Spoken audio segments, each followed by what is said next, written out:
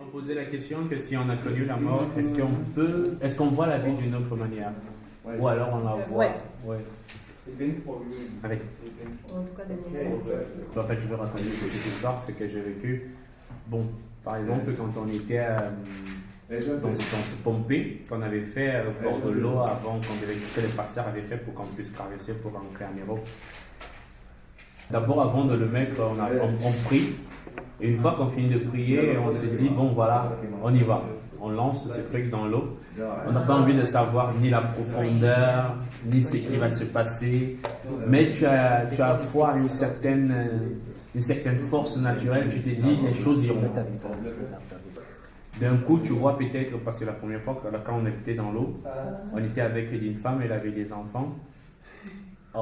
Et puis bon, après les mouvements et tout, le premier enfant, son premier garçon est d'abord parti, est tombé. Le plus important d'abord, c'est chacun voulait sauver d'abord que sa vie. Et à un moment, on se rend compte que peut-être qu'on ne va même pas sauver nos vies, qu'on va mourir. Et dans ça,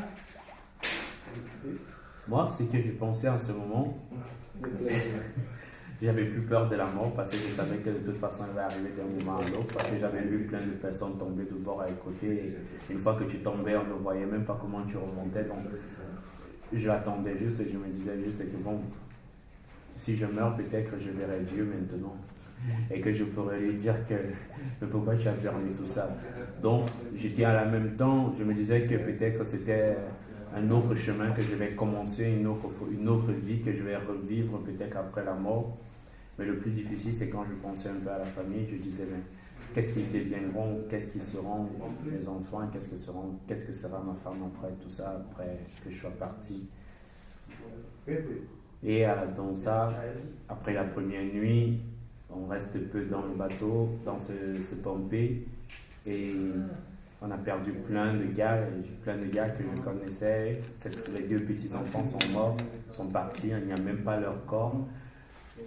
Et tu es encore là, tu fais des promesses à Dieu, tu pries, tu dis Seigneur, si je m'en sors, je vais faire ça, je vais changer ça, je vais revivre ça, je vais vivre ça.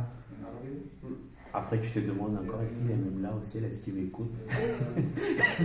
Ou à ce moment où je suis en train de prier, il n'est peut-être pas là. Mais tu gardes de l'espoir, tu te dis non, il faut que tu te bats.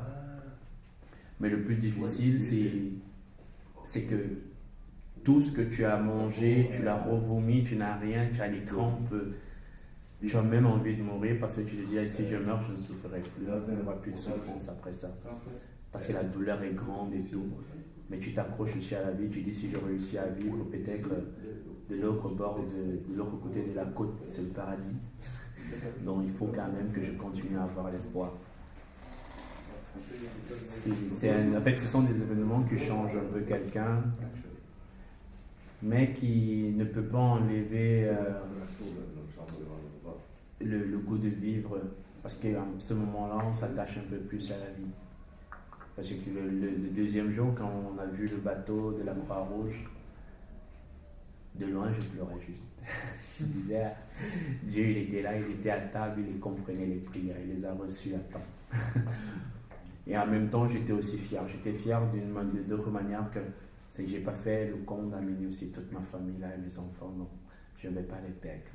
J'avais l'espoir, on a l'espoir, on se dit, bon, on va essayer de rectifier tout ce qui a été erreur dans le passé, avoir maintenant une vie plus positive et plus mieux ordonnée, essayer de profiter un peu de la vie, même comme on ne profite pas toujours comme on veut. Ce qui me donnait plus d'espoir, c'était le désir de revoir un peu le sourire dans ma famille. Donc je me disais, je n'ai pas assez profité de leur sourire, j'ai pas assez entendu papa, j'ai pas assez donné le bonheur à ma famille. Donc à l'instant, tu revois ta vie et tu fais un bilan. Et dans ce bilan, je comptais un peu tout à qui je vais manquer. Et je me disais, est-ce que je vais les manquer pour de bon pendant longtemps? Est-ce que mes œuvres compteront dans leur vie longtemps? Parce qu'au fond, je savais quand même que je vais mourir. Mais je ne savais pas à quelle heure, à quel moment, mais je savais que je vais mourir. Parce qu'il n'y avait rien, même pas des oiseaux, rien du tout. Donc au fond, je savais que je vais mourir.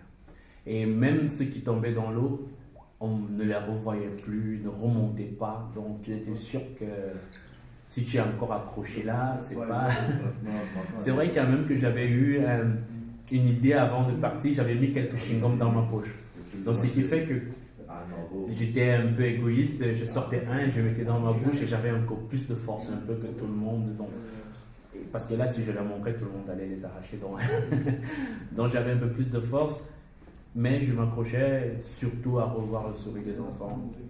Surtout de mes garçons, je me disais que je ne veux pas que s'ils vivent tout ce que j'ai vécu, qu'ils souffrent, qu'ils soient des orphelins et il faut que j'ai réussi à arriver et que la première chose, quand j'ai vu le bateau, ils ont lancé les cordes. Je ne suis même pas monté le premier parce que je pleurais tellement que je pleurais. Parce qu'en fait, le désir que c'était leur annoncer que je ne suis pas mort. Parce que ça faisait des jours où je me disais que peut-être.